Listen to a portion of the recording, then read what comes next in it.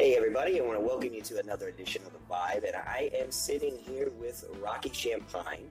He is currently in the Vero Beach area playing in two bands, Anderson Council and The Project. How's it going, man? Going good.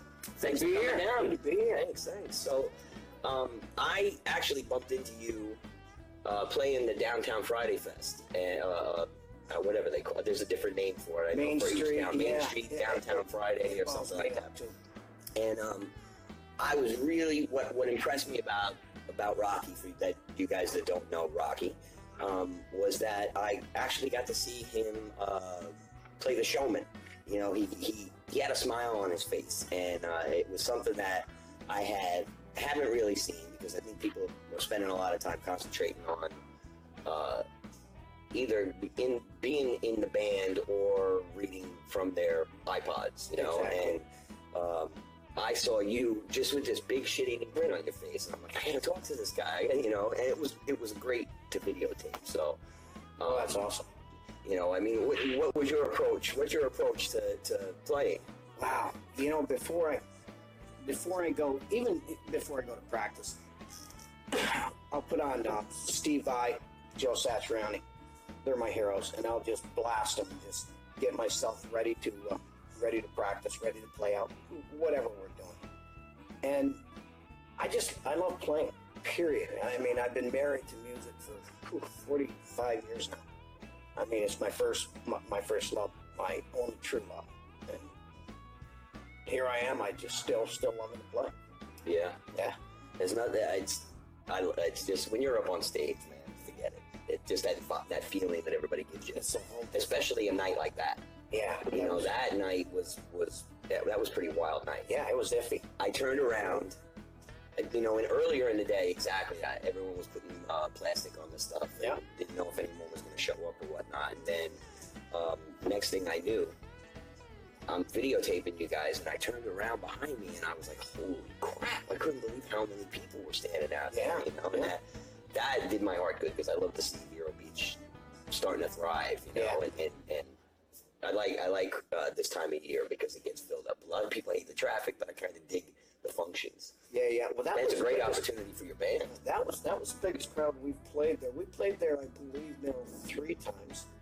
The first time they didn't have the stage. The stage was being fixed. Oh. So we were floor level. Luckily, it wasn't a lot of people, but it went pretty well. The second time we had the stage, and then this time, this was, the crowd was huge. And I was thinking it might get, I didn't expect them all out and then behind us. That was, and the more for me, the merrier. It's time to get out there. You know, I didn't get off the stage as much as I would have liked to. I like to get off that stage. It was high. It was a high stage. Yeah, but I got out there once, and I just like to make people smile, happy, right, and go, this guy's having a ball. I think a lot of times when I got too serious when I played, you know, before gigging, man, you can't even talk to me. Right. My ex-wife used to know, like, don't come near me for 3 hours before a gig, because I'd be too focused on the PA, the people, make sure the promotion went right. You know, like my hand was in every pot, and I just couldn't deal the overload with enough to remember. Smile. Like even today, smile. You know, because I am enjoying it. I do this because I enjoy it, not because it stresses the shit out of me. Exactly. You know?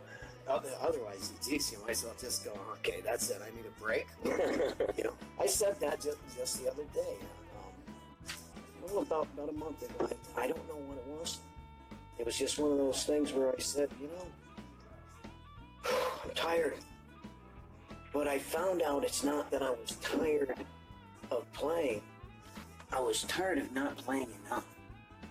Okay. You know, and I you know, and when I'm not playing enough, I get my whole family suffering. I don't mean it, but it's like, yo, let's play. I can only equate that to, like, when you see a movie and the writer's got writer's block, and they, like, the stress of it is driving the rest of the people around him insane. It's the same thing. Makes if you're not playing or you're not creating, it makes stress on everybody around you. Yeah. And they don't know. They don't realize They it. have no idea. They have no idea. Yeah. I always say that it's when you're the artistic type of person, it's just a whole other emotional makeup. Absolutely. And if you're not artistic, there's no way to understand it. And I don't want to use that not as a crutch. No, we're different. That's all. We're wound a little bit differently. We're plugged in a little bit differently. I'm constant. Music's constantly going in my head. Constant. I mean, I probably have 100 songs playing right now in my head. Some original, some not. Some I haven't heard in so long. And I don't know what it is. When I'm working, I'm playing music in my head. I'm getting my day through. Yeah. I can't wait to practice. I would practice 6 days a week if my whole body could take it. You wake up in the morning, do you turn the music on? Like, no, does music wake you? No, actually, I don't like. I mean, there's no station down here that I would want to wake up to. Right, well, you build your own. Yeah, exactly. Put a playlist together. Exactly. I mean, that's what I do. Yeah, exactly. I mean, my wife, God bless her, I love her to death. Hi, sweetheart. But she listens to this 107 point, this old stuff. And then, you got your Wango Tango, you got your Wham Bam, your voice to run. Like when I wake up to it, I cringe. I literally cringe. The coffee's going, come get me now. Yeah, right. See, my record player is going even while I'm watching the television. The only time it's not on is when I go to bed. Right. Because I need that total silence to be able to fall asleep. But I'm the music 24/7 guy. Right. Tell me about growing up. When what were your first? What made you pick up a musical instrument? My father, he played all the time. He believed in two kinds of music back in the day: country and western. Well, he played all the time, everywhere, all the time. And when I turned 13, he gave me his first acoustic guitar, his acoustic, and I bought it new one. And he showed me G. That was it. He said, "You want to learn to play?" The rest is just. I played in his country band just 1 year later. Oh wow! Solo guitar player. Added some stuff that he hated, but had to be done. Then I heard Rush, Led Zeppelin, and Iron Maiden, and all hell broke loose. He disowned me for 30 years. I lied because I went to rock and roll. It was so weird back then, parents, right? I mean, you're the generation ahead of me, but even mine, my mom had to pierce my ear, like on the sly. Right. My father was like dead against it, Back then, only fairies got their ears pierced, so you're like, oh no, man. That's what I got to deal with, right? Yeah, right? This is true. This is true. The kids today don't realize how good they actually do have it. They really have no clue. I only wish back then we had the means to videotape, because the 8mm didn't say things that show you to what our parents did to us. I know. Hey, when I was a bad boy, I got spanked. There was no saying. Oh yeah. I was never beat. I got paddled in school. I got paddled in school. I got the ruler on the knuckles, the whole 9 yards. Did that turn me into a serial killer? No.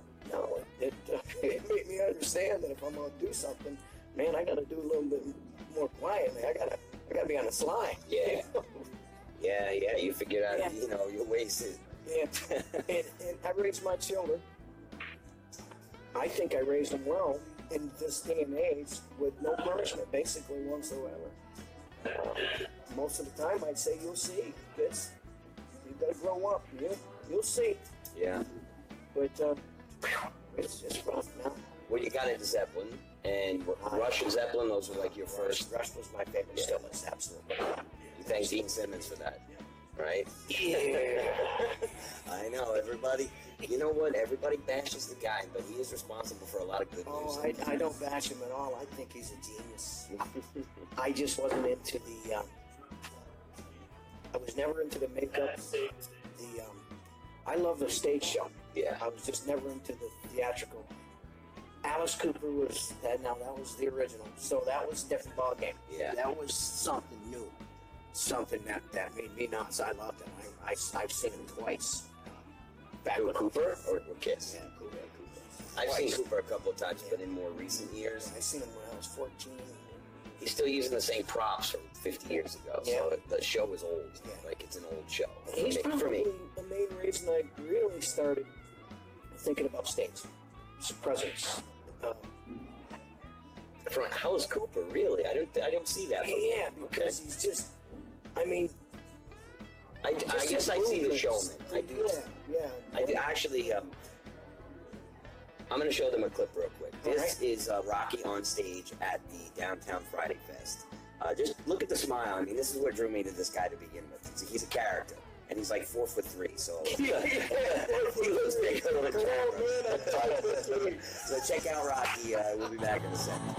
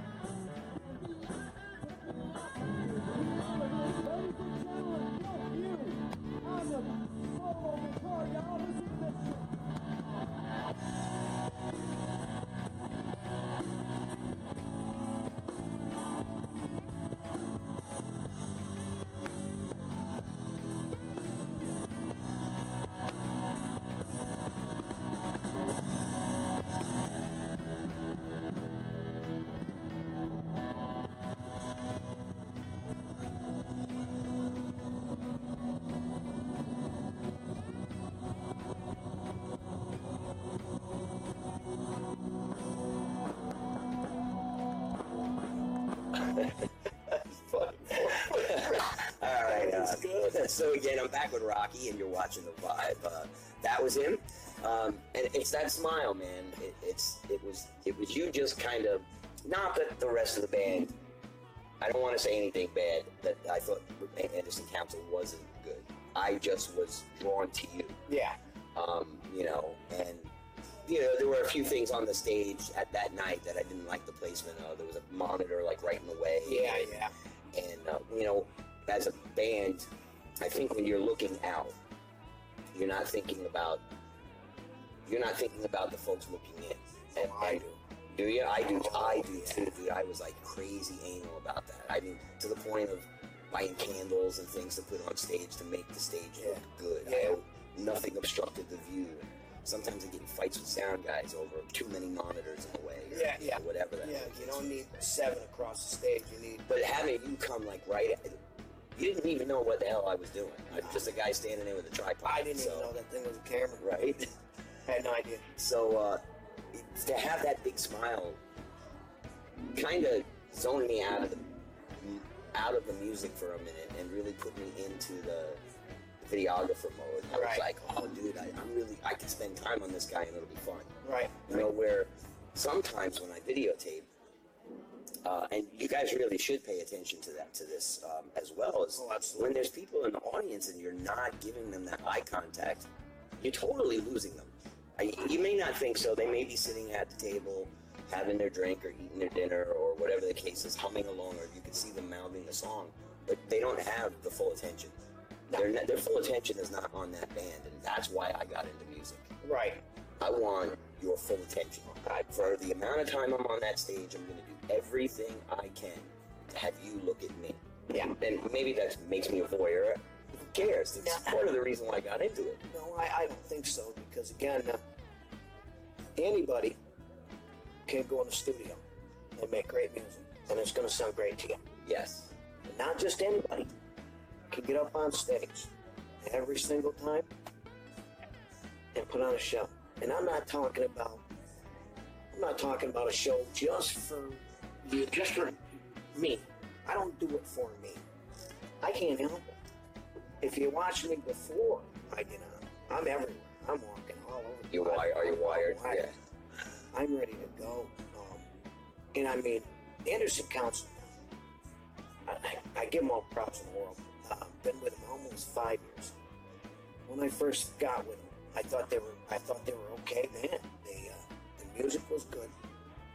The vocal was good. And then when I joined them, I knew I could really.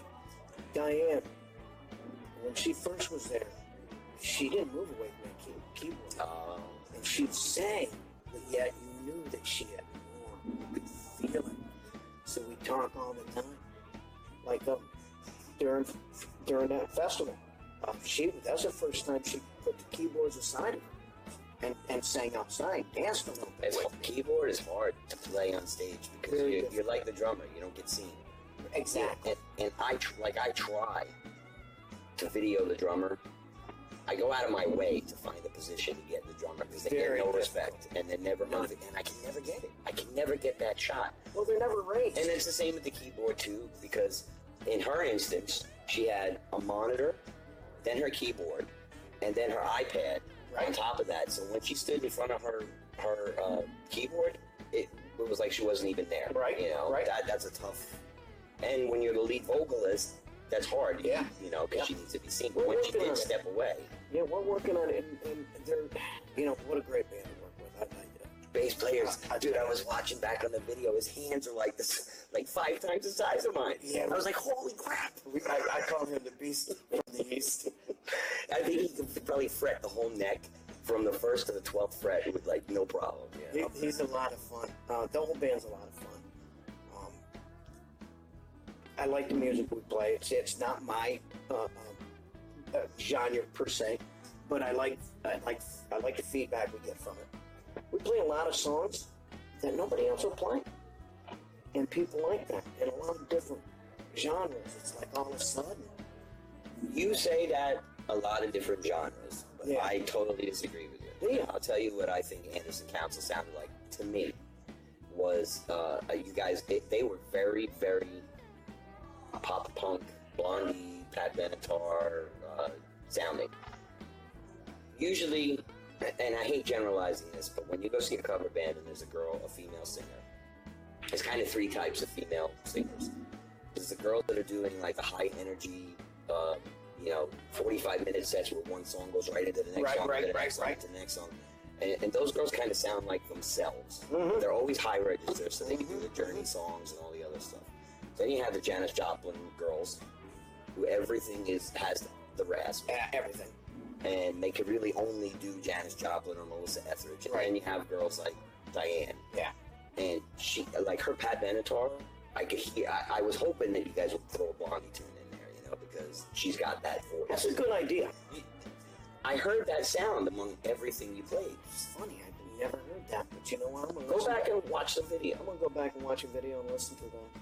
Because her voice is, it fits her. She's not high register, not low register. No. She's like perfect, right in the middle, right for those songs. Yeah. You know? And then you can do like ideas. Yeah. You always go back and do like a Bengals tune or something like that really fit her. Or I bet you she could probably sing the hell out of Annie Lennox. I'm not familiar. Yes, you are. Eurythmics. Here comes the rain again. Well, see, you know what's funny? All these years, I've never, especially the new metal like the Avenged Sevenfold. I love them guys because the guitar work is just that right, and that's what I look for. I look big time guitar work. Oh, huge. Because I'm at heart, I'm a solo guitar player. I've written like 36 just original pieces alone, and but going back to Pat Benatar, I never thought of her because I didn't think she had a wicked voice. Wicked. And you know what? She could do her. And she's got quite a lot. Blondie. Yeah. Too. Yeah. Blondie. Pat Benatar, Blondie. I'm trying to get her more into the newer girls. What's the name of that band? Oh shoot! I can't think of it. Anyway, I have a hard Pretty time. Reckless. Oh, Pretty Reckless. Yeah, and she does. We do one song. Taylor Momsen. Yeah, we do one song with her, and she does that very, very well. Yeah. We haven't had any sets for a while. We got so many, it's ridiculous. Well, that's the issue too. It's awesome. When you're doing a cover band thing, is you have to constantly rotate. Absolutely. Constantly rotate songs in and out of your set. And understand the club you're playing. Well, what's softer, what's I just got in a conversation with a guy a couple of days ago on Facebook about, they were talking about, and I wanted to have a big discussion. We'll get back. You know what? I'm going to skip it because I really want to keep this on you. But it really wasn't just about band promoting and what they're not doing. But we got into when did you pick up the guitar? How old were you? 13. 13. 13. Okay, cool. Guitar was bigger than I was. What was it? It was a 1962 frame. The strings were 1.5 inches off the fretboard. I swear I played every day. Every day. Crying. I stayed right with it. I quit. My mom made me take guitar lessons when I was 5. Right. And I cried every day. Every time. So she let me quit. And I didn't take it back up again until I was 15. But yeah. I had an Area Pro too. Remember the Area Pros? I played one. I was very impressed for a cheap guitar. For a cheap Japanese guitar in the 80s. Yeah. They were halfway decent. Then I graduated to a BC Rich, and then I just went all Fender and Gibson. Yeah. But I noticed you played a Jackson. Yeah, before that I played Ibanez for years. Man, they've improved. I mean, my first Ibanez was a 1972 custom Les Paul. You know what happened with those, right? They're worth. They're worth. Either they were worth or they are worth a lot of money because that started the whole lawsuit over Les Paul shape being Les Pauls. Oh, yeah. And I had a buddy that had a lefty Les Paul. Then I bought the Flying V, Ibanez. Ibanez? Yeah, both Ibanez. And too thin. The neck thing was too thin for me. I loved that because small hands. Right. And both these guitars, I was wondering why they were so cheap. I took the cover off, the chrome cover. There was only one little single coil in it. So I'm like, oh no, this got to change. So I took them both in. I want super humbuckers on both these. I want my fretboard. I want this stuff ready to play. And I'm telling you what, a Flying V was a beast. It was a beast. Yeah. It was a beast. Ibanez has always made a good guitar.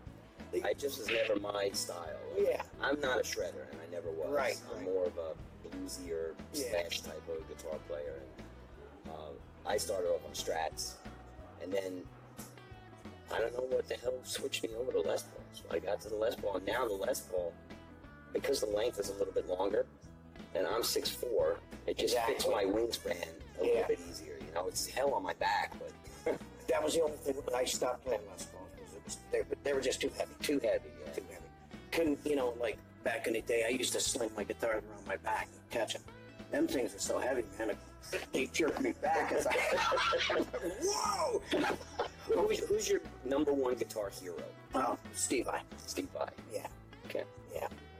He's a cool cat. Absolutely. Satriani, fantastic guitar player. You know what? There is no. Both of those guys grew up very close to me. Yes, they did. Absolutely. There is no such thing as the greatest guitar player ever. No. We haven't even met him yet. No, but I could pick definitely 5 that I try to emulate, but that definitely are involved in my makeup. I definitely use them. I use parts of them in a lot of my work. Yeah. I gotta. I mean, they're great guitar players. Why not? Stevie Ray Vaughan. I mean, come on, man. At this stage, if you don't sit and learn some Stevie Ray and understand some, then you're lost. Really. It took me until probably 45 before I said to myself, Rock, you gotta open your mind a little bit more. Because, at the time I was big time in Iron Maiden. If it wasn't heavy, it wasn't the music I wanted to play. And I got into the Creed, that kind of softened me up a little bit. Then I listened to Three Doors Down, and wow, I'm liking this newer stuff. So I started playing more of that. And again, started listening to now a little Southern rock and blues, and I said, hey, this is going to help me tremendously with my solo work. Right. When to do something, when not to. What tone to use, when not to use. Oh, yeah. You know what I mean? Yeah, I've got friends that are still in one genre and have never left that genre. And there's, when I go and listen to them sometimes, I'm like, the tones that come out of, I'm not even going to say names of amps, but there's certain amps, and then I hear the tone, and I'm like, holy shit, it's 2018 at this point. Right. If you can't dial in a solid tone Right. that's not ear screeching and brutal like that, there's a problem. Yeah. You know, like tone, I think, is something that a lot of guys miss, and they don't spend enough time sitting down with them. Yeah, I agree. Took me forever. Yeah, right. I'm a crate man. Yeah, I did notice that. Yeah, too. I'm definitely. I've been. That was my first amp. Yeah. We had that conversation. Yeah. Every time I bumped into it, that damn spring reader. Yeah, but because of it, I bought a crate head. And at the time, the crate head was 300 watts, and it was the loudest loudest head I could buy. Yeah, I had the 250. Okay. Yep, 250. Stereo, you know, stereo. And I was running it through. I had an old 1960s Univox 15-inch cabinet, right? Just 150. Univox is the precursor to Marshall. Most people don't know. Yes, that, no, so. that's a fact. It was a Jensen, original Jensen speaker. Really? Oh my god! And it took the power. It took. Well, I would use only half of it and drop the ohms down. Say, It had an ohm yeah. switch. It was a solid state amp. You know, Wow. it wasn't tubed. But oh my god, that Jensen sounded so good, and it got stolen from me. And honestly, I would take this thing to gigs because it was it looked like shit. It looked like something you'd buy from Sears for $12. Right. But it sounded so good, man. Oh yeah. Remember the old amps when they had you could put a microphone in it and the guitar in it and the keyboard in it. Yeah, it had everything. Yeah, that's what that was, man. But it sounded amazing. So then, then I went to Line 6, and I've been with Line 6 for 100 years. Right. Yeah, but Crate was always a great amp. Always.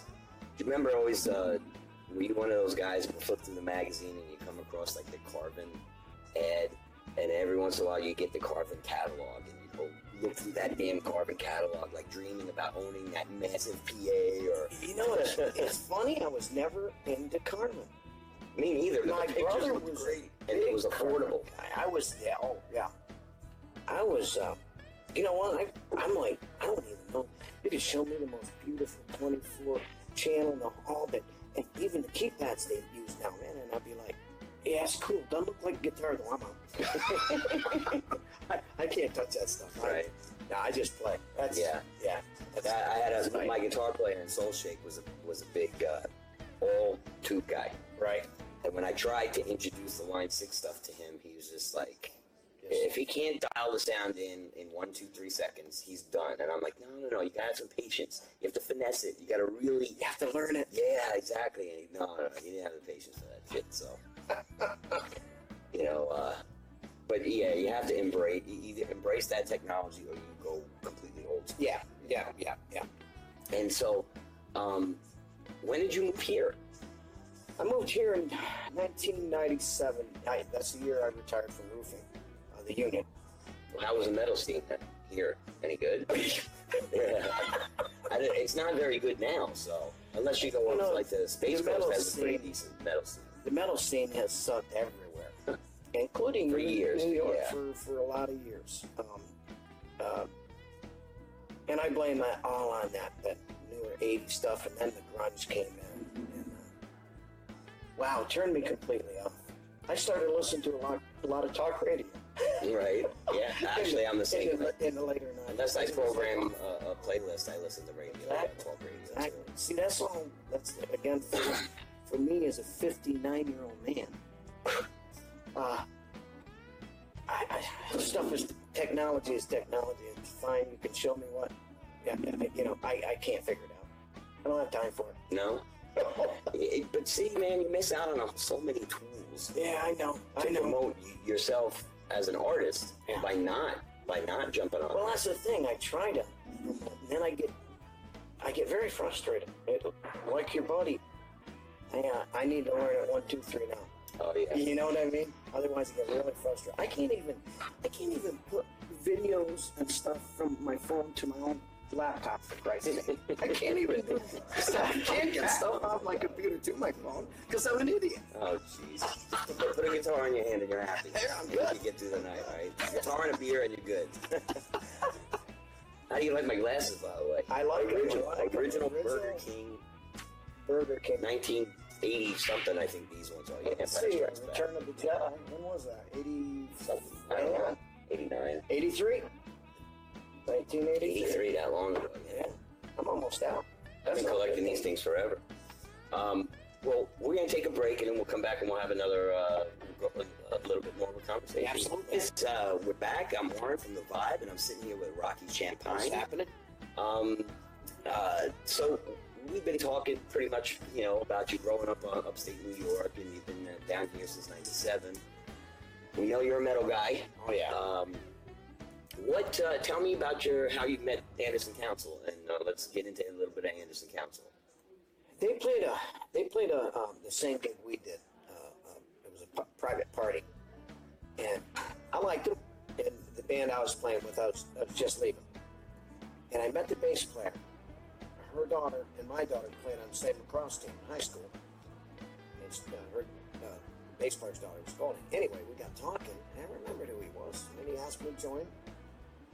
I said, why not? I'll check him out.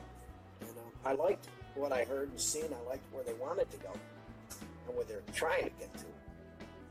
And I just said, I'm in. The more and more we got playing together, because they just got rid of a different guitar player, completely different than me. Had to get used to me, my style. I had to get used to them. I played with Joe Cabral, the drummer, before. And that's the guy he sang Rolling Stones to. Right. He's got a good voice. Yeah. I like the way we do it. It's a little different. It's and I just really like to just let the guitar loose. I found, not to get back to that video, but I did find to that video, I found, you know what, I did too much. And I criticize myself a lot, especially when I see myself. And I realized, I pushed that a little bit. I could have played a little bit more rhythm. I overdid the vocals. Shame on me. You don't do that. So, but we got to talk about that song. But anyway, and that's the way that went. And here I am. I think it's almost 5 years. Still playing with them. Don't plan on leaving. We got gigs to do. Yeah. You know what I'm saying? They have gigs booked? Yes, we do. Where are you playing? Well, let me check, because, the old guy. Technology, man. See? Yeah. That's why you got to get down with this shit. Yeah. I can do certain. I can do dummy stuff, go on my calendar, that kind of thing. All right. If you guys are watching this video, make sure that you like the Vibe page. It's facebook.com/the TC Vibe. So where is Anderson Council playing? All right, we're going to be playing at Waldo's at 24th. Now, that's going to be in Waldo's is a great. I love Waldo's. Especially playing outside. Yeah. Last couple of times we played inside. But again, it was a tight squeeze, but it was a lot of fun. Anyway, that's at 1 o'clock to 4 o'clock. Okay. That's a nice afternoon gig. I love the afternoon gig. And after that, I believe we have the 31st. That's going to be at the Tiki Bar in Sebastian. That's at 7 to 11, I believe. Let me see. We're getting more and more. Anderson Council, the 7th. Where is that? That one there is at the Hibiscus Festival. Oh. That's going to be the first time we played that festival. We've only played a couple smaller festivals, which are cool. And then we got a couple more. Just keep coming. I believe March we have another one also. April, May. Let me see. Well, anyway, but yeah, we got like 4 or 5. Oh, good. All the way up until April at least. Yeah. Keeps you busy. Yeah, the other ones are iffy. That's why I'm not going to put them out yet. Right. We're not quite ready for those. And so who else in the band? The bass player is Robert Beigels, the bass player. Okay. Diane Few, she's a vocalist and keyboard player. Right. And she plays mouth harp. Oh yeah, She's a pretty good too. Oh yeah. And Bill Few, who was her husband, the other guitar player. Right. Wicked Pink Very Floyd good guitar Pink Floyd. Yeah. The guy's got it going on with that. And then of course Joe Cabral, the drummer. He's been around forever. We're gonna get them all in here. All right? of them. Yeah. Get them all in here. We'll give them a chance to talk for a little bit. And I might get to know them a little bit more than I do. You know what I'm saying? Yeah. We're not the type of band that we hang around every day. We're too old. We're all married. Most of us are married. Well, yeah, everyone has their have our lives. separate lives. Yeah. But Do you practice? Huh? Do you practice?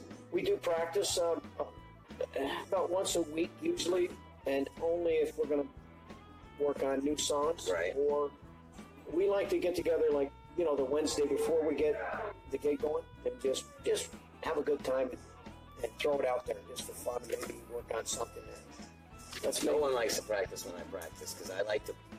I'm the guy. Like I could be there for 7.5 hours. It's never over. It's it's never over. I could be the last guy there, and as long as I could punch a program in a drum machine, I can still keep going. You know what Anderson Council is, and I say this to them all the time. We are not very good practice band at all. People get frustrated. Sometimes we work on something we just don't need to, and we screw it all up. But boy, as soon as we get on the stage, it's a complete different turnaround. It's like the opposite world, whatever they call it. Yeah. But that's the adrenaline taking over. That's the adrenaline. So that's what I always tell them. Don't worry about it. It's like when people get on a stage. What's the biggest crowd you've ever played in front of? 3,000. Okay. That's a good sized crowd. Yeah. And anytime you reach, look, honest to God, anyone that's played for 500 people, and that's a lot. Like, that's a lot of people. In the grand scheme of things, you think 500 is a small number, but 500 people at any place is a lot of people. Well, stand up on stage and look out that way, and you're still looking out that way. You get that people are like, I don't know how I'm going to deal with playing in front of blah, blah, blah.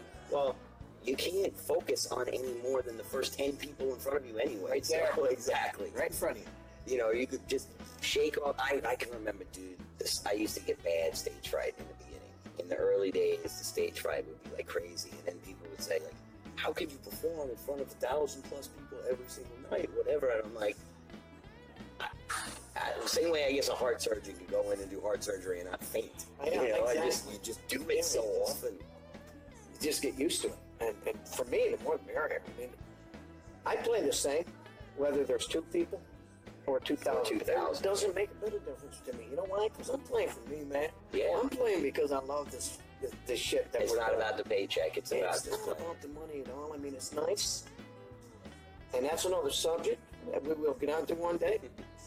The money thing, but no, it's about the love of it. Yeah, it's about the love of just playing and entertaining people. That's what happened. Where I got burned was the money of it. Yeah. Where for the 17 years that I ran Soul Shake, it was an original band. Right. And the only time we played covers was when we needed to finance the band. Right. And so no money came out of our pockets. Yes. We'd play, 5 45-minute sets of covers in the night. We'd make $900 to $1,000, and all that money would go into the band account. Exactly. And it would pay for touring or strings or cables or things didn't come out of our pocket. Ramps that again. But I mean, dude, we pay for posters. Like guys down here, when I say, do you promote? They're like, oh yeah, we go on Facebook. And I'm like, no, you have no idea. No, promote. I'd spend $5,000 a year in postcards, full color postcards, and we'd go to the club the week before and flood it with 100 postcards. Exactly. And even though at the end of the night, 50 of those postcards would be on the floor, 50 of them went home with somebody. Then we'd send full color 11 by 14 posters out to the club 3 weeks in advance so that they would have it in the window. Right. You spend money to get people to come and see you. And down here, I have a business card and a Facebook page. But all right, but that's not enough. Yeah. What about all the people that don't pay attention to Facebook? I mean, do you know anyone who doesn't pay attention to Facebook? But there's a few. I know a few. There's a few. But, I think a lot of that is, let's face it, man. I know in the 80s when I played with Falcon and when I played with Alien, I mean, we were making $700-800 a night for 4 sets. Down here, the scale is kind of... You make $300-400. Yeah. We're fighting to make 5 for a 5-piece band. This is precisely what's tough. But again, you can't put that in your mind. Down here, okay, when you... I've spent a lot of time mixing myself into different circles. Right.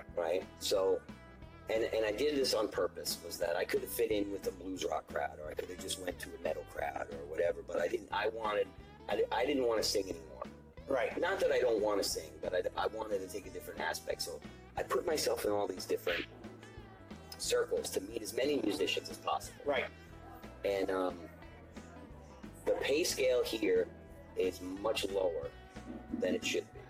Yes. The reason for it, though, is for 25 plus years of bad bands underballing good bands to get the gig at a cheaper price so they get in the door. Yeah. And now what you've got is a perpetual motion of low-paying gigs. And 800 bands trying to play the same 100 venues. Exactly. And it's not possible. And, you know, when I went, I don't know if this is the way you approached your original project. An original project is a whole different animal. You can't focus on your locale. You have to go beyond your range of people, because I never wanted any success that I might have to be dependent upon my friends coming to a gig. No. I want other people. Yes. You know, and that's what I love about watching that opportunity you guys had at the Downtown Friday Fest. Yeah. And what was the other festival? Hibiscus. Oh, Hibiscus Festival. Yeah, the festivals here are great gigs. That's what we're looking. That's what I'm looking for. I don't listen. I don't get me wrong. I love playing the bars. I do. But I'm ready for the bigger stage. I'm ready for my drummer to have the raised stage himself so you can see him. I'm ready for the big stages. You know how that's going to happen?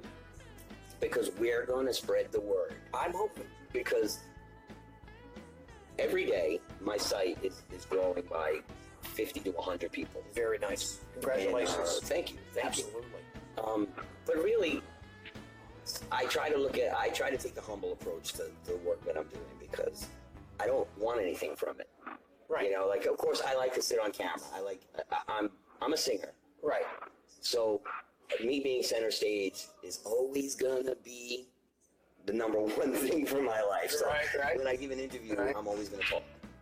I'm gonna monopolize parts of the conversation. You do like the camera a lot, so it happens, man. And that's why I wanted to take this approach differently, because I think I can sit here and say, okay, well, you know, tell me what your first influence was. Right. You know, and you can read off. It's the same stupid questions that everybody asks every artist every single time. When I really just want to sit here and say, all right, I'm Crayola, and you're my brand new crayon. Exactly. And I'm going to put you in a box. And I'm black. You're the brand new color crayon that I'm putting in this box. Color. What's the name? What's your name going to be? What's the name of the crayon? What's the Rockin' name? Red. Rockin' Red. Damn right. See, now those are questions that I would rather have people ask. You know, like I asked something on Facebook this afternoon, and I got a couple of weird responses. Oh, that was what song makes you think about the color of yellow? Yeah. I said Rainbow in the Dark. Yeah, I did. You did see that, and I was thinking, Rainbow. Ronnie James Dio makes you think yellow. In the Dark. Yeah, I remember the yellow. Get that? Have you ever heard the old Elf stuff? No. Oh my God, dude! You want to hear Ronnie sing blues? Go on YouTube when you get home. Yeah. And YouTube Elf. It's great. The great. It's another thing I'll get into with meeting him. Oh yeah, I've met him too. He's one time. Yeah. He's as short as you are. I was surprised. Anyway, I won't pick on you. Here we go. Us tall guys like to do that. We pick on little guys. So, all right. Now you got Anderson Council's booked like 5-6 shows between now and April, and obviously that's not going to slow down because momentum picks up. Not knock on wood. Yeah, right. And then you have the project is originals, right? Yes, half originals for now and half covers. You gonna bring them in here for me to talk to too? Or? Absolutely. Good. Absolutely. I'll have to put a leash on my bass player, make sure he don't bite. Any of it recorded? No, not yet. No, this project has only been going on now for about 4 months. We did a couple of small gigs, 3-hour things. We're not ready yet for. But it drives me crazy. I always say, I'll let you know when we're ready. Yeah, I'm kind of a perfectionist that way too. Like I would rather, when I was looking for guys to be in bands with, or to audition for a band, I'm the type of guy where I would rather spend 6 months in practice, not making a dime, creating a show and a sound and a vibe. Absolutely. Together. Vibe. And then, exactly. The vibe. I have to tell you, it wasn't until I started to try to come up with a name for the show that I didn't realize how often I actually use the word in a lot of my daily life, like where it fits in my aura, or it fits in with the group of people that I'm hanging with. Right. You know, every interview has its own vibe. Every day has its own vibe. Every day, you're right. Every day. Almost every breath. Yeah. Every breath. Absolutely, man. You know, well, what kind of music is the project? Metal? No. This is what's really funky with this project. My original stuff, a lot of my original stuff came from very early 2000s, very, very dark time in my life. Hated the government, still do, but you know, and a lot of my songs actually came out of just these things that really just pissed me off. Other came out of true stories. I'm gonna have to put it into, I guess, just rock. I guess. Right. Ballads mostly. Then I've got 3 country songs that we do. I'm having a hard time picking up country, and I swore when I moved down, before I knew for a year I was coming down here before I came. And I said I wasn't going to get into country. Right. It wasn't going to happen. And then I got here, and that changed. You know, because and it has to do with just a lot with the bluegrass players that are around here and country. True musicians. Oh my God, dude! True musicians. You know, I watch some of the other videos on my show. I'm gonna toot horns when I find it necessary. I'm gonna watch it. Right? Watch the Matt and Bruce show. These 2 guys. Bruce is the drummer, and he teaches drums. Right. He has a studio, but he plays with Matt, who's a guitarist and a singer. And while Bruce is playing drums, he also plays guitar. Right. And sings. Duet with Matt. And it's like the freakiest thing to see a guy playing a drum and guitar at the same time. And doing it well. And then at the Walking Tree Brewery, the last Sunday of the month, they have a bluegrass jam. And I went last Sunday, 2 Sundays ago, there were 25 people there. And Bruce is playing a banjo. There's guys there with mandolin, guys with a violin. Oh, yeah. It's just like everybody, all skill levels. There was a 12-year-old kid there, 13-year-old kid, guys in their 80s. Had a guys. banjo. It was so much fun. Bluegrass fun. I played a couple festivals. I couldn't do that on Long Island. You know, upstate New York. Upstate, big. Yeah. Oh. In Woodstock, I played Woodstock's 30th anniversary. Did you? Yeah. And hanging out in the town of Woodstock is all that. All kinds of people playing all kinds of really cool music. It sure is. It sure is. But that's what I loved about here. I'm having a hard time figuring out, there's a country lick. You know, like when you're learning country music, there's for some reason I can't escape the minor scale. And there's something in that country lick bend that I can't seem to, I just can't get it. I'm having a hard time grasping it. Yeah. So it's impressive. I want to hear your country stuff. Yeah, I don't, when I write, I don't think about writing. Most of my songs come really quickly. Like what do you start with when you write a tune? I never know. Is there a formula? No. And that's the weird thing about it. For instance, I'll tell you a song I wrote 25 years after the fact, and when I wrote the song, I didn't even know I wrote it for that reason. I wrote this song called Wild One. Now, I wrote this song in 80, I believe it was, or no, I'm sorry, 93? Well, I wrote this song about a girl I met in 1977. I forgot all about it. And then when I wrote this song, I started playing it. It's like a Jerry Lee Lewis feel, you know what I mean? When I started playing it, I went, oh my God, that's about Bambi. This girl. Okay, my dad calls me on the phone. He says, I need you to come down to VFW and play the guitar. Come on down and play with me a little bit. I just happen to have my aunt. I said, all right. So I bring this girl down. this out now. Ain't no lie. So we go in the VFW. Now this girl was tiny and fine, right? Good looking little blonde. So we're playing song. I don't know where she is. I can't see Bambi anywhere. All of a sudden she comes out. She jumps on the bar when we're playing Working Man Blues from Merle Haggard. Naked as a zebra. Dancing on the bar. It's a good gig. There's this old woman. These were all old men. We're at the VFW, bro. And my dad, I says, oh my God. So I put my guitar down. I go grab her. Yank her in the bathroom. Put her clothes on. I go back out once he's in there. My dad goes, nice girl, you're not going to marry her, right? I said, I'm going to take her wherever I can take her. My God. Give her a bus ticket and get the hell out of here. And I wrote this song 25 years ago. Didn't even think about her at all. See, it's funny, because I can't write autobiographical. I can't write about me. I don't know how it happened. When I was younger, I used to have I'd carry around a 5-subject notebook that was filled with lyrics. And it was always about, I was into metal at the time. That's why, I got into metal. I was listening to Testament, Metal Church, and crazy stuff in the 80s. And I look back at those things now, and it's about war and about, dark things. Yeah.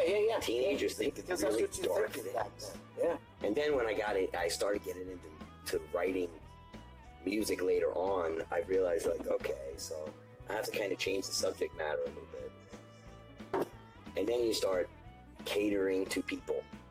I don't know if you've ever gotten to the point in your songwriting where you catering to a crowd. You do fall into that a little bit. The last album I recorded, every song I did had a formula. Every single song, we sat down and said, okay, I want to sound like AC/DC, or I want to sound like Green Day, or I want to sound like, we wrote specifically to sound like those bands. Yeah. And then the subject matter, you're like, what am I singing about? Girls, girls, girls, girls, girls, alcohol, girls. And then the rock market dies, it disappears. And, people realize, okay, well, maybe they don't want to hear about girls and girls and girls. But I don't know where rock is today. I don't. If you follow music at all, like I do, I like to know. I want to know what the top 10 rock songs are all the time. If you look now, there's not even a rock song. No, not in the rock charts. Like a rock song. I agree on Imagine Dragons and stuff. That's not rock. It's more like top 40 stuff. Sorry. So, rock music though, it's if something doesn't come along to really change it, it's just dead. People don't want to admit that it is because we don't go out. All right, you reach a certain age when you have children. Yeah. You don't go out. You go out on special occasions, or you go out when the kids are now 18 and 19 and they're out of the house. And at that point, your lifestyle's changed. Oh, completely. And you're going to go out and I don't think people search for bands the way that they should. And, actually, to be honest with you, I've been in Vero Beach for 3 years now. I'd never heard of Anderson Council until I walked up into that gig. Right. And you just walked up there. I know Kitty, that Katharina that works at Webstream Vero. Right. And I had talked to her early in the day, and I said, "Listen, I'm going to come down and film something. Do you mind?" And she's like, "Oh no."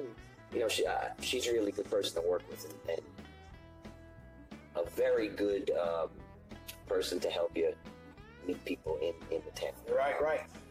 But I just told her I'm going to come down and shoot some video, and I didn't expect the video to come out as good as it did. It came out well. It came out really really good. And then there you guys were playing, and it was a good night because it actually turned out to be clear. Yeah. The sound could have been a little bit better. Oh, absolutely. Overall, a lot of work. Not. A lot of work. I just think the mix coming out of the PA could have been a little bit better that night. But I was impressed because you were all having fun. Yeah. And to me, that is the most important part of this. We're gonna get a lot of feedback as people. That's all right. That's okay. The fun aspect of it, I like. Yeah. I like it. I really do. I like to see people smiling. you know, when they're out there playing instead of being so serious all the time. If you're not having fun, what's just not serious? Yeah, especially at our ages, you know. Yeah. I'm too old to get up there and not be happy that I'm up there playing, you know, or somebody staring at me or watching me or listening to me or whatever. When it stops being fun is when I load my stuff in my vehicle and realize I gotta go home. It's like, tell me about your guitar arsenal. actually, I only have one. Just the Jackson? Yeah. You know, I have never been a multi-guitar kind of guy. I mean, back in the day, my sound guy used to have every known guitar known to man backstage for me. I'm a one guitar man. If your style is identified with your playing, using your guitar, I don't think it doesn't matter what you change to. If you're bringing Rocky into whatever song you play, it doesn't matter what song you're playing. But if you were gonna copy Stevie Ray, you can't play Stevie Ray with a Les Paul. There's no way to sound like Stevie Ray. No, you can't. I have a hard time with my Jackson now. I'm getting close. It has to do with the pickups, dude. It has to do with the a lot to pickups. do with the pickups, you know? Exactly. When it comes to that Fender sound, those Fender pickups. I'm gonna own one day. I've never owned a Strat. No? No, because I never liked the single coil pickups. It's a very versatile guitar. Well, I never understood why. Just not meaty enough for me. But I'll tell you what, though. If you're gonna do Stevie, if you're gonna do Hendrix, if you're gonna do anything like that, man, you gotta to get that. Although I'm gonna forward you a video, right? I came across this guy mixing Malmsteen with Slash's styles. I can't remember his name, but it was like, holy crap! Like you can do the two of them together effectively and have them sound good, Right. You know, it was pretty amazing. So Also, two of my favorite players. yeah, I like Malmsteen early, and then it got too much for me. Like you, by the time I reached like 35, my taste in music totally switched. I went old school back to my dad's music, and old R&B and stuff. I got sick of metal. It was like such regurgitated stuff for me that every band sounded identical. Every band sounded. As the bands got heavier, I couldn't discern riffs anymore. It's hard to. It's You know, hard like, right it was just now. a lot of speed shit. Finger Death Punch and Event I actually like them though. I love Five Finger Death Punch. At first, I didn't like him. I didn't like the voice. At first, he just growled through every song. Now he's singing a little bit. I like him a lot. Yeah, I think really it's like off what they alcohol did and with drugs. Bad Company. Yeah, right. Come on, man. That was very good. That's the kind of stuff that gets my blood just a boiling. Right? That makes me want to grab my axe and just freaking wail. Do you sit down and practice at home? Do you play at home? I do, not as much as I should, shame on me. But yeah, I do. But I never play covers. I never. No. Very seldom. See, I'm just throw my my own setup oiled because I'm single. Right. I created the ultimate musician's man cave. Nice. So I got while I'm watching TV, I got Pro Tools all set up and ready to go, and the guitar is just sitting there, and so I could just be watching TV, tinkering along, come up with an idea, just hit record and go. And If I had that stuff, you and I would be divorced, honey. You leave me. Right. I spend all my time in my man cave. Well, and the worst part about it is you don't realize it. Like, I could be watching the show and an idea pops into my head. I'm like, oh, and I'll stop it, right? And it's something obviously from the show that I watched that gave me an idea or a sound. And you got to do it now. Yes. Now. And I used to sit with a dictator machine and I'd hum into it or whatever. Now I could be sitting there with the whole Pro Tools set up. Boom, boom, boom. I set it all up. I'll run a riff through, and then I'm like, why am I so tired? Yeah. Because 7 hours. 7 hours later, like the sun's coming up, and I'm like, holy crap, man! I've been sitting here for 6.5 hours recording into this thing, and it still sounds like shit. But that's just what I love about it. It used to drive my ex-wife crazy. Right. It really would. And that and the promoting, because I would have to sit. I'd sit in front of I'd come home from work, I'd eat dinner, I'd go right to the computer. Right. I'd go right on MySpace, and I'd start promoting and promoting. Right. And I'd be there for 2 hours having conversations. And she'd be like, are you going to come hang out with me? I'm like, wait a second. You knew what you got into when you married me. Yeah, try that. It doesn't work. Good thing I can cook, because otherwise